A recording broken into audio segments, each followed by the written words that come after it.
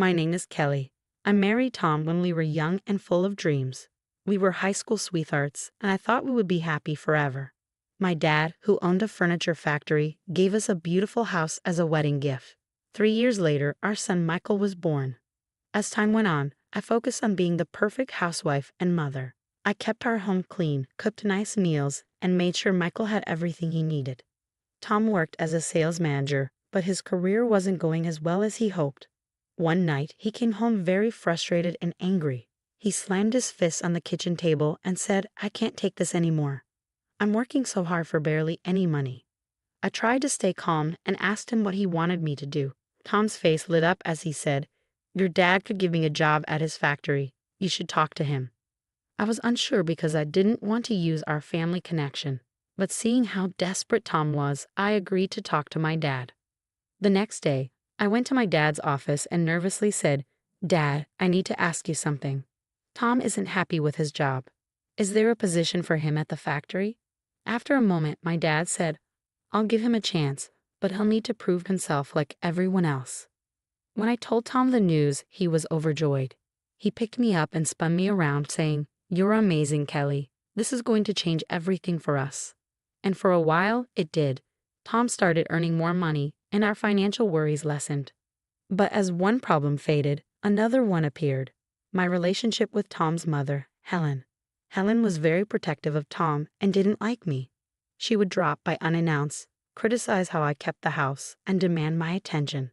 One afternoon, while I was cooking dinner, Helen burst in and said, "Kelly, I need you to take me shopping right now." I was frustrated and replied, "Helen, I'm in the middle of cooking. Can it wait until tomorrow?" She glared at me and said, "Are you saying my needs aren't important, considering everything I've done for this family?"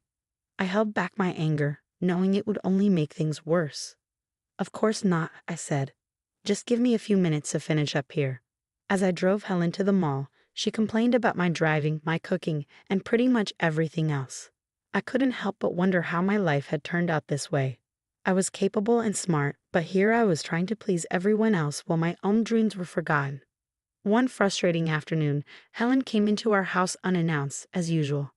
"Kelly," she called, her voice grating on my nerves. "I'm hungry. Make me something to eat." I bit my tongue and left the laundry to go to the kitchen. As I cooked, Helen sat at the table, criticizing everything I did. "You're using too much oil," she said, "and cut those vegetables smaller. Can't you cook properly?"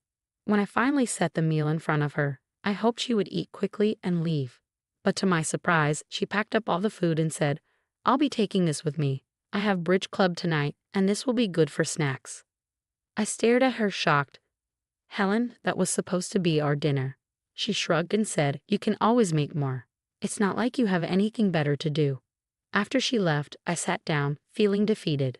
I glanced at the clock and realized I had less than an hour to make another meal before Tom came home. When Tom arrived, he found me frantically cooking. "What's going on?"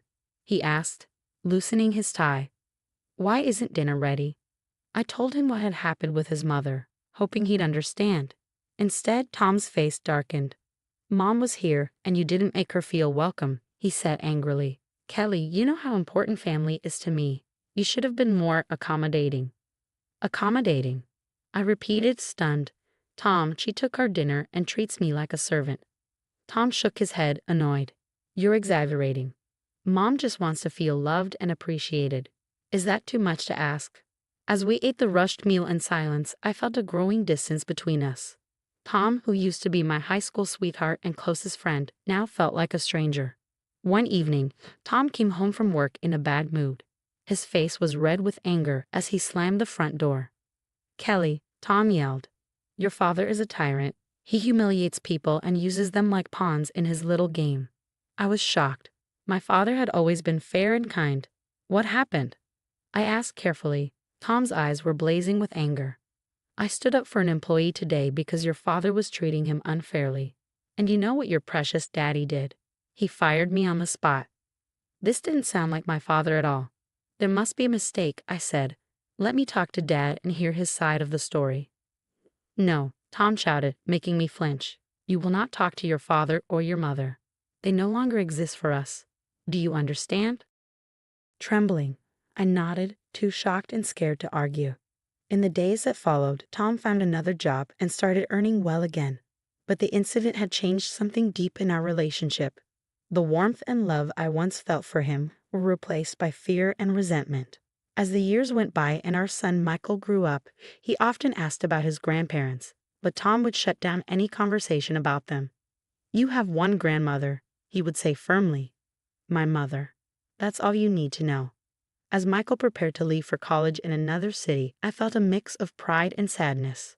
My baby was growing up, and I couldn't shake the feeling that I was losing the only ally I had in the house. Over the next few years, my life fell into a dull routine.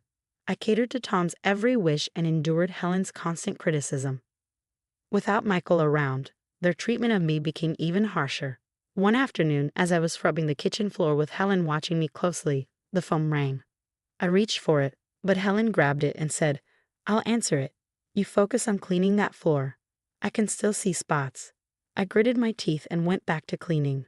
But I couldn't help but overhear Helen's part of the conversation. "Yes, this is the residence of Kelly. Who, her father? I'm sorry, but Kelly isn't available. Please don't call again." My head snapped up. "Wait," I called out, but Helen had already hung up. "That was your father," she said coldly. "I told him not to call you again. You should thank me for protecting this family from those toxic people." I felt a rush of anger and frustration. "You had no right to do that," I said, my voice shaking. "He's my father. I should have been allowed to speak to him." Helen's eyes narrowed.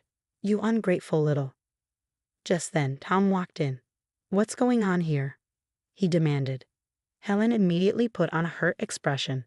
"Oh, Tom, your wife is being so disrespectful to me after all I do for this family." Tom turned to me, his face dark with anger. "Is this true, Kelly? Are you disrespecting my mother?" I opened my mouth to explain, but no words came out. I realized with a sinking feeling that it didn't matter what I said, Tom would always side with Helen. A year had passed since that phone call from my father. Life continued in its stifling routine, with Tom and Helen's control over me growing tighter every day. Then, on a crisp autumn morning, everything changed. The phone rang while I was preparing breakfast. Tom was in the shower, and Helen hadn't yet arrived for her daily inspection of my housekeeping. For once, I could answer without interference. "Hello?" I said tentatively. "Kelly, is that you?" The voice on the other end was familiar but distant. It was my father's voice. "Kelly, it's your mother. She's very ill. The doctors don't think she has much time left. She needs you.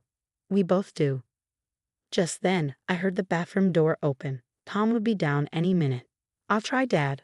I promise I'll try," I whispered before quickly hanging up. When Tom entered the kitchen, I struggled to keep myself composed. "Who was that on the phone?" he asked suspiciously. I took a deep breath. It was my father. "My mother is very ill. She's dying. I need to go see her." Tom's face hardened. "Absolutely not. We've been through this, Kelly. Your parents don't exist for us anymore." I felt something snap inside me. For the first time in years, I stood up to him. "I'm going with or without your permission. She's my mother, and I won't let her die without saying goodbye." Tom's jaw clenched. "Fine. One day. That's all you get. And then you come back home where you belong." I nodded, unable to speak. One day was better than nothing. With trembling hands, I called my son Michael to tell him what was happening. To my surprise and relief, he immediately offered to come with me. The next morning, Michael and I set off for my childhood home. When we arrived, my father met us at the door. He looked older than I remembered, with deep lines etched into his face from grief. Without saying a word, he pulled me into a tight embrace. He led us to my mother's room. She lay in bed, pale and frail, but her eyes brightened when she saw me. "Kelly," she whispered, reaching out a trembling hand. "My baby girl." I rushed to her side and took her hand in mine. "Mom, I'm here. I'm so sorry. Can you ever forgive me?" She smiled weakly. "There's nothing to forgive, sweetheart. I'm just glad you're here now." We spent the day by her bedside, sharing memories and catching up. As the sun began to set, my mother's breathing grew labored. She squeezed my hand and looked into my eyes. "Kelly," she said softly, "promise me you'll really live your life. Don't let anyone cage your spirit again." Tears streamed down my face as I nodded. "I promise, Mom. I promise." She smiled one last time, then closed her eyes. Her hand went limp in mine. She was gone. Suddenly, my phone started ringing incessantly. I knew without looking that it was Tom. I answered the call and moved to the hallway for privacy. Tom's voice was sharp with anger. "Where the hell are you, Kelly? You were supposed to be back hours ago." "Tom, I can't leave yet," I said, my voice thick with emotion. "My mother just passed away. I need to stay for the funeral." "Absolutely not," he roared. "I told you one day, and that's all you get. If you're not back by tomorrow, don't bother coming back at all." His words felt like a threat and a promise all at once. For a moment, I was tempted to rush back to the life I knew, but then I remembered my mother's last words urging me to live fully. "Fine," I said, my voice steadier than I felt. "I'm staying." I ended the call before he could respond. My heart pounded. For the first time in our marriage, I had defied Tom, and it was both terrifying and liberating. The next few days were a blur of grief and preparations. On the day of the funeral, as we stood around my mother's grave, my phone rang again. Tom's number flashed on the screen. Without thinking, I hit the speaker button to silence it quickly. Tom's voice burst forth, loud and angry. "Kelly, this is your last chance. If you don't come home right now, I swear I'll come and drag you back myself. You ungrateful filth. After everything I've done for you." Tom's voice screamed through the phone before I quickly ended the call, my face burning with shame and anger. The people around us looked shocked, and Michael's face was a mask of fury. My father looked more concerned than anything else. He pulled me aside as soon as the service ended.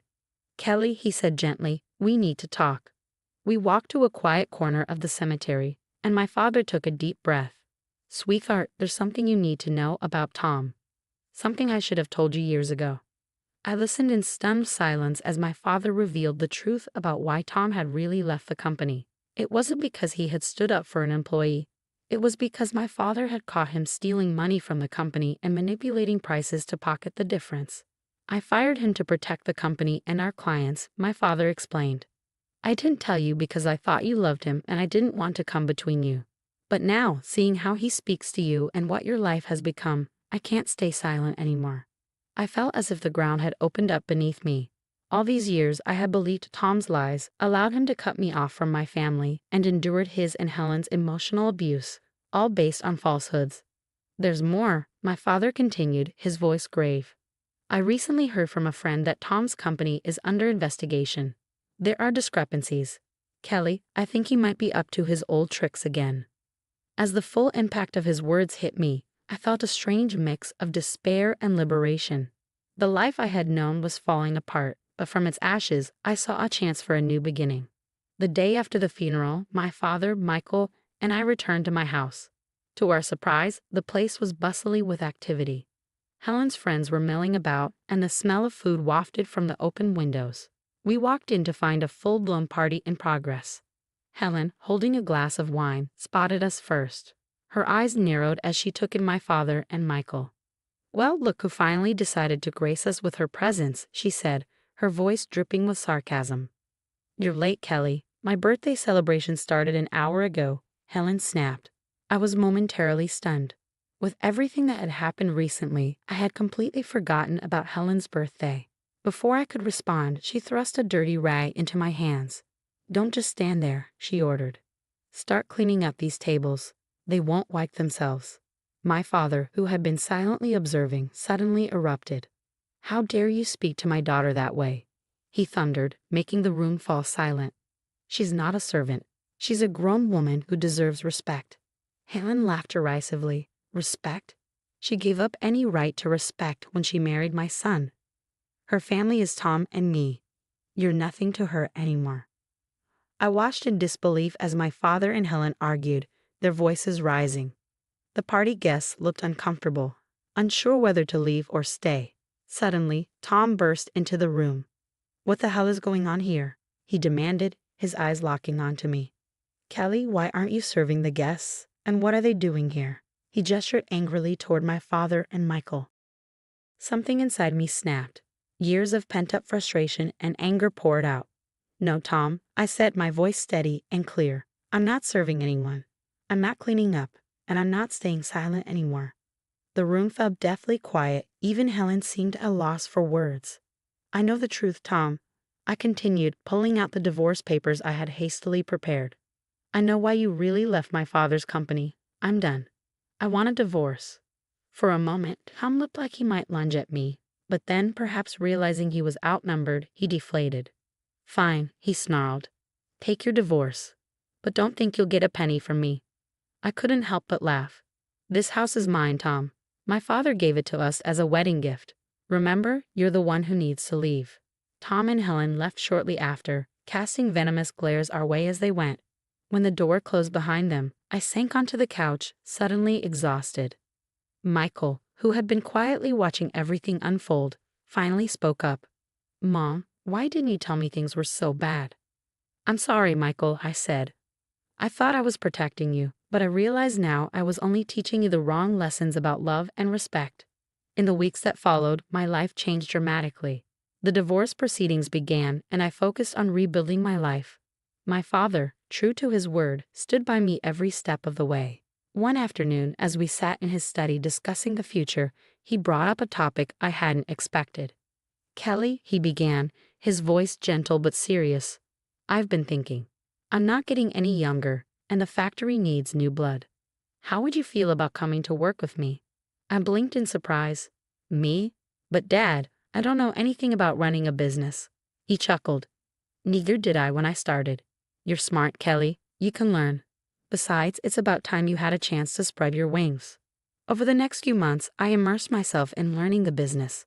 My father was a patient teacher, guiding me through the details of running a furniture factory. I discovered a passion for design and innovation that I never knew I had. Meanwhile, the divorce dragged on. True to form, Tom fought me every step of the way. He contested the ownership of the house and even tried to turn Michael against me. In the end, justice prevailed. I was awarded the house and substantial financial compensation for the years of emotional abuse. Tom, facing charges for his fraudulent activities, found himself deep in debt and unable to hold senior positions. As for Helen, she faded into the background, her influence over my life finally broken. The last I heard, she had moved in with a distant relative. Her social circle diminished after the truth about Tom came out. 3 years passed in what felt like the blink of an eye. One Sunday morning, my father called me into his office. His face was solemn as he gestured for me to sit.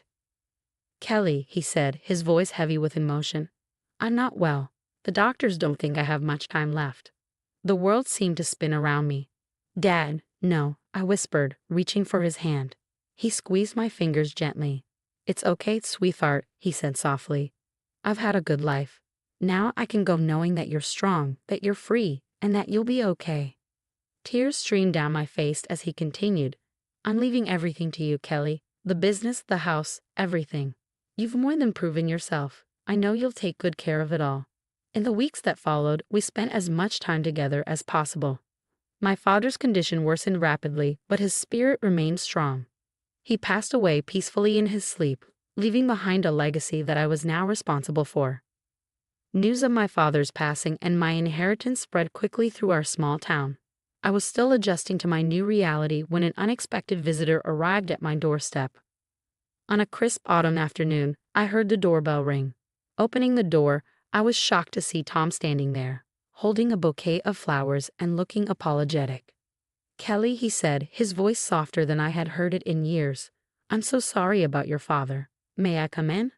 Reluctantly, I stepped aside to let him enter. We stood in the foyer, an awkward silence hanging between us. Finally, Tom spoke up. "I've been doing a lot of thinking, Kelly, about us, about our life together. I know I made terrible mistakes, but I've changed. My mother passed away last month. She was always the one who came between us. Now there's nothing stopping us from being happy together again." As I opened my mouth to respond, I heard a car pulling up in the driveway. A moment later, the front door opened, and a tall, distinguished-looking man walked in. "Kelly, darling, I'm home," he called out, then stopped short when he saw Tom. Tom looked between us, confusion and anger dawning on his face. "Who the hell is this?" Tom demanded. The man stepped forward, extending his hand to Tom. "I'm David, Kelly's husband." "And you are?" Tom ignored the outstretched hand, his face contorting with rage. "Husband? What the hell, Kelly? You were married? You traitor." David's expression hardened. He stepped between Tom and me, his voice low and dangerous. I suggest you leave now and never speak to my wife that way again, David said firmly. Tom lunged forward, but David was quicker. He grabbed Tom by the arm and guided him to the door. This is your only warning, David said calmly. Stay away from Kelly. If you ever come near her or insult her again, you'll regret it. With that, David shut the door, and Tom's angry face disappeared as the sound of screeching tires faded away. David turned to me, his face softening with concern. Are you okay, love? I nodded, stepping into his embrace. I'm fine. I'm just glad you're home. Looking up at him with a smile, I added, and I'm glad you waited for me after all these years. David chuckled and pressed a kiss to my forehead. I've loved you since high school, Kelly. I would have waited forever if I had to. As we stood there in each other's arms, I marveled at how life had come full circle. David and I had been high school sweethearts before Tom came into the picture. After my divorce, we had reconnected, and our old feelings had blossomed anew. We had married in a quiet ceremony 6 months ago, starting a new chapter in both our lives. Just then, my phone buzzed with a text. It was from Michael. Mom, great news. Jessica's pregnant. You're going to be a grandmother. In the months that followed, life settled into a beautiful rhythm. Michael and his wife Jessica moved back to our city, eager to be close to family as they prepared for their baby's arrival. They joined us at the factory, bringing fresh ideas and energy to the business.